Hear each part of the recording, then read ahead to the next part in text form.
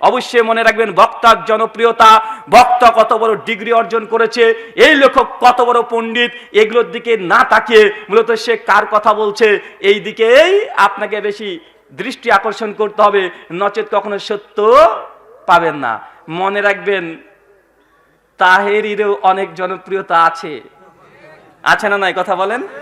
অনেক জনপ্রিয়তা, আকাশচুম্বী জনপ্রিয়তা, জনপ্রিয়তাতে কোনো ঘাটতি নেই। তাই কখনো জনপ্রিয়তা দেখে, কত ফলোয়ার আছে, কত সাপোর্টার আছে, এগুলো দেখে ধর্ম কখনো চলতে পারে না। গোটা বিশ্ব জগৎকে বিচার করেন, গোটা বিশ্ব জগতের 4,500 ধর্ম আছে। টাইমস অফ ইন্ডিয়া 2015 সালের 13 অক্টোবর পৃষ্ঠা নম্বর 19-এ তারা বলছে 4,500 ধর্ম আছে।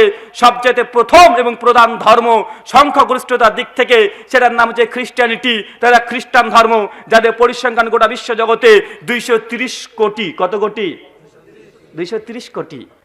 আর পৃথিবীর দ্বিতীয় বৃহত্তর ধর্মের নাম হচ্ছে ইসলাম, যার পরিসংখ্যান 170 কোটি। কত কোটি? 170 কোটি। তারপর হচ্ছে হিন্দুইজম, 130 কোটি মানুষ। এখন যদি মনে করেন যে সংখ্যা গরিষ্ঠতা দেখে কোন ধর্মের অনুসারী আছে সেটা দেখে সত্য মিথ্যা বিশ্লেষণ করব, তবে আমাদের মুসলিম ধর্ম ত্যাগ করে দিয়ে খ্রিস্টান হতে হবে কি হবে না? কথা বলেন। কারণ টেকনোলজি, বুদ্ধি, শিক্ষা, অস্ত্র, রাষ্ট্রনীতি সব দিক দিয়ে গোটা বিশ্ব জগতে তারা আজকে রাজত্ব করছে কি করছে না? করছে। তাহলে আমাদের সকলকে চলে যাওয়া উচিত এখন খ্রিস্টান হওয়া।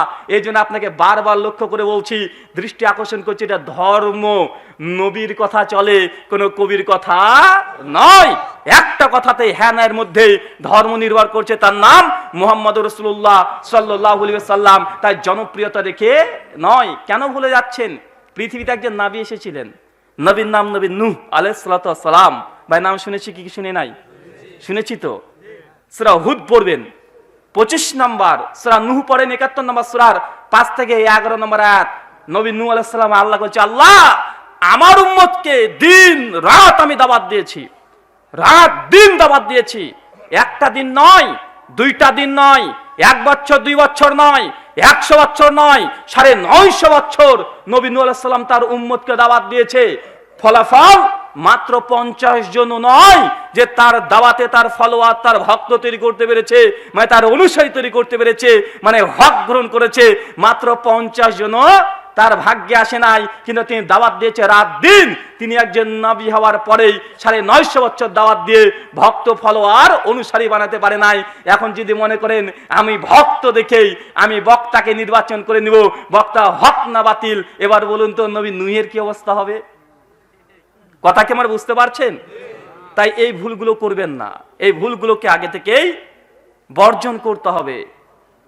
তথ্য কি বলছে এটা মূল গুরুত্বপূর্ণ।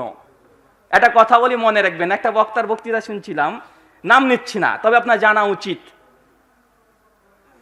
তিনি বলছেন আল্লাহ নবী মুহাম্মদ সাল্লাল্লাহু আলাইহি সাল্লাম তার বিশেষ করে কোনো কাজ যখন করতেন, তার আগেই কোনো আদেশ করার আগে নিজে সে কর্মটা আগে বাস্তবায়ন করতেন।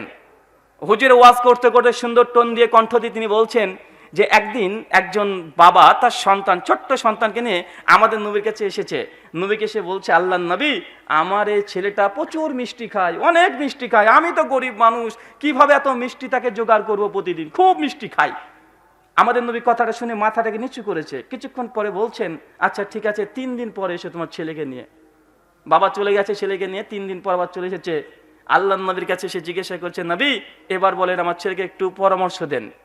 সঙ্গে সঙ্গে এই কথা বলার পর আল্লাহ নবী বলছেন, এই ছেলে তুমি আর মিষ্টি খেও না। আল্লাহর নবীকে তখন সঙ্গে সঙ্গে জিজ্ঞাসা করছে তার বাবা, মানে ওই সন্তানের বাবা, যে কি ব্যাপার, এই কথা তো 3 দিন আগে বলতে পারতেন, আজকে বললেন কেন? আল্লাহ নবী বলছে, আমি কিভাবে বলি, আমি তো মিষ্টি পছন্দ করতাম, মিষ্টি খেতাম, তাই আগে আমি 3 দিনে ছেড়েছি, তারপরে তোমার সন্তানকে বলেছি। ঘটনা মেড ইন চায়না, কোরআনে তো নাই, তো নাই, কোনো তাফসিরেও নাই, কোন ইসরায়েলি রেওয়াতেও নাই, সহি তো দূরে কথা, জয়ীফ তো দূরে কথা, জাল তো দূরে কথা, ইসলামের ইতিহাসের পাতাতেও লেখা নেই। একদম মেড ইন চায়না। অথচ আমাদের সমাজে চলছে, বড় বড় নাম করা বক্তারা বলছে, আমরা যখন বলতে যাই তখন বলে, দেখেন আপনি সমালোচনা করছেন কেন, সমালোচনা করা উচিত নয়।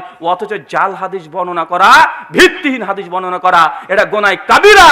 ওমর বিন আব্দুল আজিজের যুগে একজন ব্যক্তি জাল হাদিস তৈরি করেছিল, ধরা পড়ার কারণে তাকে হত্যা মৃত্যুদণ্ড দিয়েছে। কেন? কারণ ধর্ম নবীর একটা কথার দ্বারা হ্যাঁ না হয়ে যেতে পারে, তুমি জাল হাদিস বলবে। মানে কাযযাবা আলাইয়া, এই জন্য সহিহ বুখারী কিতাব ইলমের 109 নম্বর হাদিস আল্লাহ নবী বলছে, কোন ব্যক্তি যদি এমন কোন কথা বলে যে কথাটা আমি নবী মুহাম্মদ সাল্লাল্লাহু আলাইহি ওয়াসাল্লাম বলিনি, মাকাদাহু মিনান নার, তার থাকার জায়গা জাহান্নাম। কথা বুঝতে পারছেন? একজন ব্যক্তি 5 ওয়াক্ত নামাজ যদি না পড়ে, যদি 5 ওয়াক্ত নামাজ যদি না পড়ে, 50 বছর পড়েনি, 20 বছর পড়েনি, শেষের দিকে নামাজ পড়েছে, কালিমাতে বিশ্বাস করে নিয়েছে, শিরিক করেনি, ওই ব্যক্তি জান্নাতে যাবে। কথা বুঝতে পারছেন? একজন ব্যক্তি 1 কোটি টাকা ঘুষ খেয়েছে, কয় কোটি টাকা? 1 কোটি টাকা ঘুষ খেয়েছে। ঘুষ খাওয়া গুনাহ, কিন্তু ঘুষ খাবার কারণে সে মরলে যে জাহান্নামে যাবে এমন কথা কোরআন সুন্নাহয় নাই। বরং বলা হয়েছে ঘুষ খাওয়া অন্যায়, সুদ খাওয়া, মায়ের সঙ্গে জেনা করলে যত পাপ তত পাপ হয়, সুনান তিরমিজি আবু দাউদের হাদিস। কিন্তু কেউ সুদ খেলে সে যে সরাসরি জাহান্নামে চলে যাবে, আল্লাহ নবীর কোরআন সুন্নাহ দ্বারা এই কথা স্পষ্ট প্রমাণিত নয়। কিন্তু যে ব্যক্তি আল্লাহ নবীর নামে মিথ্যা কথা বললো, এই ব্যক্তির থাকার জায়গায় জাহান্নাম। কেন? নবীর একটা কথাতে হ্যাঁ না হয়ে যেতে পারে। কথা কি আমার বুঝতে পারছেন? রাগ হচ্ছে? তাই ধর্মটা খুব স্পর্শকাতর বিষয়, কিন্তু আমাদের এই ইলমের মার্কাজ আজকে হয়ে গেছে রঙ্গমঞ্চ। কারণ বক্তা যেমন শ্রোতাও তেমন, শ্রোতারা চাই বক্তা এসে গান করুক, বক্তা এসে গান করে। কারণ যদি বক্তা গান না করে পরবর্তী সময়তে আর তাকে দাওয়াত দেবে না, তা লস লেগে যাবে। আচ্ছা না নাই? কথা বলেন।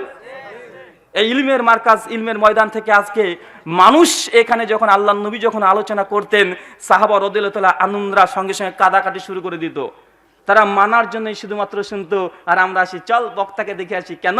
ওই বক্তা নবমুসলিম, হিন্দু থেকে মুসলিম হয়েছে, মানে দুটো সিংহ যে নিয়ে এসেছে। আছে না নাই? কথা বলেন। চল বক্তার বক্তৃতা শুনি। কেন? ওই বক্তা প্রথমে ছিল, মেয়ে মানুষ ছিল, এখন ছেলে মানুষ হয়ে গেছে, মানে হিজরা বক্তা। বা আছে না নাই? কথা বলেন। 26 ইঞ্চি বক্তা এসেছে, চল দেখে আসি। শিশু বক্তা আছে, চল দেখে আসি। মানে ধর্মটাকে মানুষ এসেছে। মানে আমাদের তো মুসলিমদের তো দুটো ঈদ নাকি, একটা কুরবানি ঈদ আমাদের ভাষায়, আর একটা রোজার ঈদ। হিন্দুরা পালন করে প্রায় 12-13টা বছরে, ওদের একটা ধর্মীয় অনুষ্ঠান তারা পালন করে। আমরা মুসলিমরা কেন পিছিয়ে থাকবো?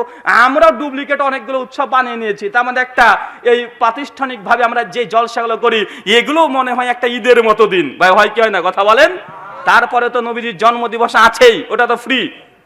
তাই মনে রাখবেন, এই কথাগুলো আপনাকে রাগানোর উদ্দেশ্যে বলছি না। ধর্মটা খুব স্পর্শকাতর বিষয়, খুবই স্পর্শকাতর বিষয়। তাই এইখান থেকে ইলম অর্জন করার আগে আপনাকে তথ্যগুলো দেখতে হবে। যে কথাগুলো বলছি, আমার কথার 5 পয়সা মূল্য নেই যতক্ষণ না আপনি নিজে একটু চেক করে দেখছেন যে কথার মধ্যে সন্দেহ আছে।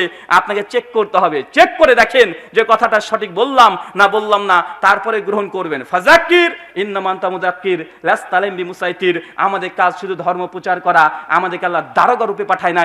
সূরা গাশিয়া সূরা নম্বর 88 আয়াত নম্বর 20 এবং 21। কথা কি বুঝতে পারছেন? আজকে যে বিষয়ে আলোচনা করব, আলোচ্য বিষয় সালাত। কি বললাম? সালাত মানে কি? নামাজ। কোথায় বাড়ি আপনাদের? জি, বাংলাদেশ। আমার তো মনে হলো উত্তর শুনে যে আপনাদের বাড়ি হচ্ছে ইরাকে, কারণ নামাজ হচ্ছে ফার্সি ভাষা। কোন ভাষা? সালাত হচ্ছে আরবি ভাষা। সালাত হচ্ছে কি ভাষা? আরবি ভাষা। আর নামাজ হচ্ছে কি ভাষা? ফার্সি ভাষা। অথচ আমরা সালাত বলতে নামাজকে বুঝি। এটা একদম ভুল, এমনটা বলছি না। তবে সালাত বলা প্র্যাকটিসটা আমাদের মুসলিম সমাজে আনা উচিত, কারণ এটা আল্লাহ সুবহানাহু ওয়া তাআলা এই ভাষাতে কোরআনে আয়াত নাজিল করেছেন। আল্লাহর নবী এটাই বলেছেন। তাই সালাতকে সালাত বলেন। আমি আলোচনার সুবিধার্থে কখনো কখনো সালাত বলবো, কখনো কখনো নামাজ বলবো। কথা বুঝতে পারছেন? দুটোই ব্যবহার করব, আর আপনারা পরিবর্তন করতে থাকেন। কামিসুল মুহিত 1681 নম্বর পৃষ্ঠায় আরবি টু উর্দু ডিকশনারি সালাতের অর্থ করা হয়েছে 3টা। কয়টা? 3টা।